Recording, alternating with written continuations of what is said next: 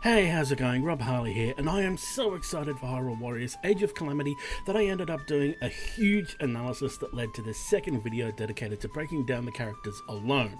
If you have not seen my TGS 2020 breakdown video, please go watch it. So without further ado, let's get down to the character breakdown. First off, we have Link. Using a sword, Link's attacks are both very similar to his Hyrule Warriors moveset and also rather different. The big difference is now Link holds his sword in his right hand as opposed to his left in Hyrule Warriors, so most attacks are now mirrored. Now moving on to the moves themselves, let's start with Link's normal combo of pressing Y normal attack multiple times in a row. In Hyrule Warriors, Link slashes to his right, then left, then spins and slashes to the left again before an upper right slash. In Age of Calamity, Link will now slash to his right once, spin slash left, and slash left once more. Link's first combo is still the same though, where he will swing his sword upwards, launching both himself and enemies into the air for aerial attacks. This is a standard for Warriors games where every character has their first combo be a launching attack. Link's third combo also seems to return from Hyrule Warriors, but this time Link does not jump into the air as he spins. Another move that looks to return from Hyrule Warriors is where Link can hold X strong attack for a spin attack. It's hardly seen if at all, but it does look like it's back alright. And these are the combos that we will see a lot of throughout Link's gameplay. There is one more move commonly seen that I'm not actually sure how you activate: shield surfing. While I initially thought this might be Link's dash attack, it turns out that Link's dash attack is a mere stab forward as seen at the very beginning of the demo, and Link can shield surf without dashing. Shield surfing, much like the shield bash and parry, seems to be a unique action, like holding the block button and pressing either attack button.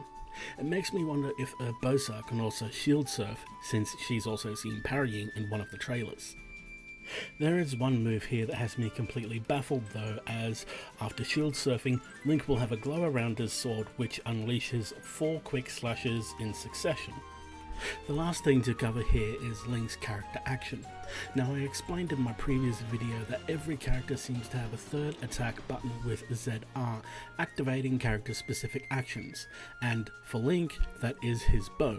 Press ZR on the ground or in the air to activate bullet time or arrow time, and shoot the enemies with a barrage of arrows. That's it. So Link's sword style may sound similar and basic, but this is the style you're probably going to be using for most of the game, especially when you get the Master Sword later on. To liven things up though, Link does equip a new weapon during the final mission shown off on Death Mountain, a spear, and boy does he go wild with this one. Starting off with the normal combo is a flurry of attacks that come out fairly quickly, as Link will jab once, jab a second time with more force, swipe upwards twice before striking the ground in front of him and finishing up with a swinging strike. We can also see Link doing either a dash attack, a standard strong attack which lunges Link forward, or both, as we do actually see both, a dash attack and Link lunging forward from a standing position a few times. We can also see his second combo as Link proceeds to power walk forward, swiping his spear upwards on either side of him a few times before using his spear to pole vault and finish off with a slam attack to the ground. Next we see Link's third combo as Link does a multi-thrust attack to a swipe upwards into a single powerful thrust.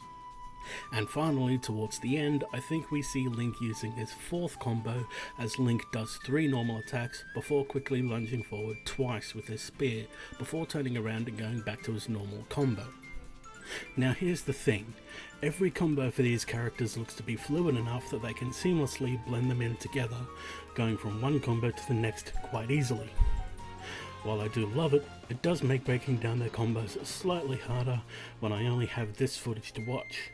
This is where slowing down the gameplay comes in real handy, and boy does it later on. Alright, with both of Link's weapons done, let me now break down how Daruk plays. Daruk moves slowly, but will roll when he sprints. It also appears he can perform a jumping attack while sprinting. This may make him difficult to maneuver, but I'm already loving how he plays after analysing this footage. I mentioned in the previous video that Daruk's character action says that pressing ZR will awaken the power of magma that appears during strong attack. Basically, swing his Boulder Breaker with normal attack, make rocks appear with strong attack, and press ZR to turn the rocks into magma pillars, and press ZR again to make the pillars go boom. As for Daruk's combos, first up is his normal combo as Daruk slams his Boulder Breaker in front of him twice, then swings it to the right, dashes forward with an elbow or a punch, it's hard to tell, then finishes up by thrusting his Boulder Breaker forwards in front of him.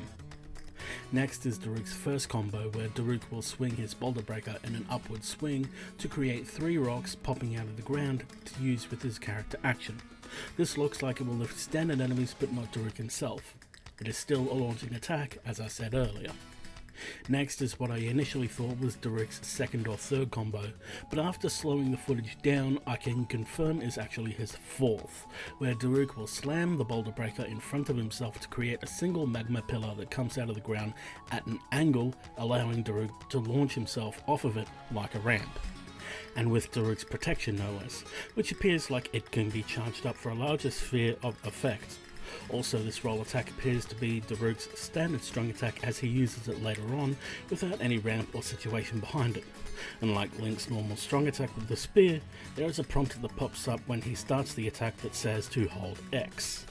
For his third combo, Daruk grabs a magma ball and throws it at a magma pillar that just came out of nowhere.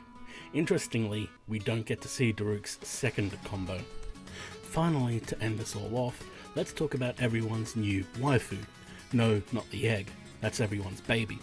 I love how it acts like Zelda's R2-D2 or more accurately BB-8, but I'm not here to talk about this thing that could potentially end up hurting us.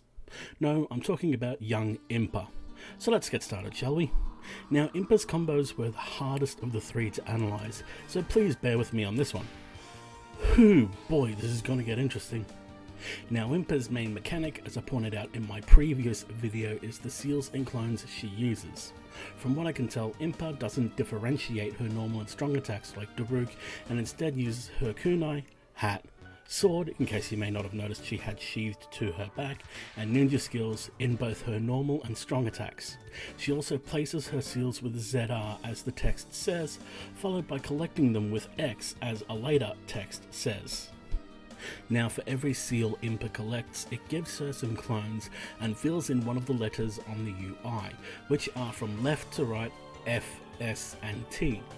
Not sure why it's these Sheikah letters, maybe first, second and third, even though they are collected more at random than in any specific order. Now, I'm not sure on the exact number of clones Impa can have though, as she has 2 with just 1 letter, then 4 clones with 2 letters walking alongside her at first, but occasionally has more in her moves. The only thing I can say for sure is that each letter doubles or even multiplies the amount of clones, since at 3 letters I've counted up to 8 clones at a single time. Now, before going on to Impa's moveset, I want to mention her Muso or special attacks. You see, after collecting the first letter, there is a new text that appears on screen that is very interesting. It says to collect all 3 letters to strengthen her special attack. This gives Impa 2 special attacks. The first one, where Impa has all 3 letters, is where Impa and her clones stack barrel bombs together on the spot, while the other, where Impa has 2 or less letters, will instead throw a barrel bomb on the ground in front of her. One last thing about Impa's clones, they will disappear after a set amount of time or after using a special attack. Just something to keep in mind. Okay, finally onto Impa's moveset. At first I had trouble differentiating between the moves because they come out so fast that I found it hard to analyse. That and whoever played Impa in these streams constantly used the same 2 combos that appear with almost identical button presses just to make things even harder. But slowing down the footage, watching the way Impa wields her kunai and everything, I believe I've discovered how it all works. Alrighty then. Now, the first combo we see Impa using is her normal attack to swipe at the air twice, creating multiple slashes in the air around her before she raises some seals to create a blast of wind. I believe this to be a part of Impa's normal combo, which I'll explain more on later. Next up, Impa does her first 2 normal attacks again, then grabs her sword and disappears while her hat remains to float in the area and a couple of clones appear to slash at the enemies in front of her before Impa herself, and any clones she's created, slashes at the enemies a second time, then reappearing with a twirl as she sheathes her sword. Try saying that 5 times fast. I believe this to be Impa's second combo since it's 2 normal attacks before this movement. That, and there is no further attack seen after Impa herself and any clones she created slashing the enemies before reappearing. These are the 2 combos repeated constantly throughout both streams, but upon further inspection, the first combo does have attacks come after the seals appear. In fact, we see the first one here as the player presses ZR when the seals appear, where Impa stops and creates one big seal on one of the bokoblins, as you can see the enemy having been marked by blue Sheikah energy. Impa then collects the letter from the defeated enemy before placing another seal on another bokoblin before doing her second combo again, which also collects the second letter from the bokoblin. Next we see Impa's first combo. Now interestingly, it was seeing this that made me think to watch Impa's hand movements more carefully, as we see her swing her kunai only once this time before she throws an explosive kunai on the ground, creating an explosion and an updraft so she can then glide with the parasail, not paraglider. This also follows the first combo situation I mentioned earlier. We then see Impa perform some aerial attacks before coming back down to the ground to place yet another seal on an enemy before performing her first combo again, which also collects said seal, proving these combos can collect seals, which furthers my belief in Impa's second combo being what it is, as she collected an earlier seal with it. Finally, we see what I'm unsure is Impa's third combo, or just another press of ZR to either use or attempt to gather more seals despite having all 3 letters on the UI filled out. Impa does the same actions as the first time we see her place a seal, 2 normal attacks followed by seals being raised, but instead of a wind blast, she instead gathers her clones in a ring formation and fires a laser from them at the fire wizrobe in front of her. This is also part of what makes me believe the wind attack is part of her normal combo. There is one more move I actually missed a few times, Impa's dash attack. We see this at the very end of the TGS footage and a few times throughout the game's live footage, where Impa will throw a few kunai in front of her as she runs.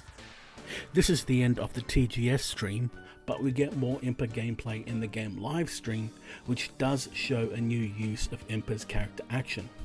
So far we've seen Impa activated by standing still and mid-combo, but Impa has just collected the seals normally. Here, Impa instead teleports to the Lizalfos she places a seal on and strikes it. This says to me there's either 2 ways to collect the seals, or like in the original Hyrule Warriors, you can upgrade your character's moveset, and this teleport strike is one of Impa's upgraded moves. Later on in the Death Mountain mission, we see Impa placing 2 seals at once. But that's not all. After collecting the first seal, we see more of what I believe is Impa's normal combo, as after the wind blast, Impa takes a step back and fires a wind slash at the moblin in front of her. There's also the possibility that it's still incomplete, as I mentioned her moveset possibly being upgraded, so she might only have half to 3/4 of her combos unlocked at this point and only just got that 4th or 5th normal attack. And finally, we have Impa's standard strong attack, where Impa sends her clones to attack directly in front of where they are standing. There is one more thing to point out though. Now here is why I believe the previously mentioned laser attack is Impa's third combo. We see her do the ring formation laser again with all 3 letters filled out. Then we see her do it again with only 1 letter, 2 clones, but does not place nor gather more letters. Interesting indeed, especially with how this means the number of letters and clones you have affects Impa's combos. And that is finally it. That's a wrap on this analysis. Boy, this took me a while. I spent 2 days on it and even pulled an all-nighter just watching the footage over and over and over and over again just to figure out every last detail I could. Although I was falling asleep mid-analysis on a second day and took a nap, and you want to know a secret? I would do it all over again. I loved every minute of it. Yes, I should be careful of my health and will try in the future, but that just goes to show how hyped I am for this game. Is it November 20 yet? Please let my suffering end, Nintendo. Thank you everyone for tuning in and listening to me ramble on, and if you have any questions, feel free to leave a comment or contact me on my Twitter account found in the links below. I hope you enjoyed this video, and please don't forget to like, subscribe, and all that usual stuff. See you later.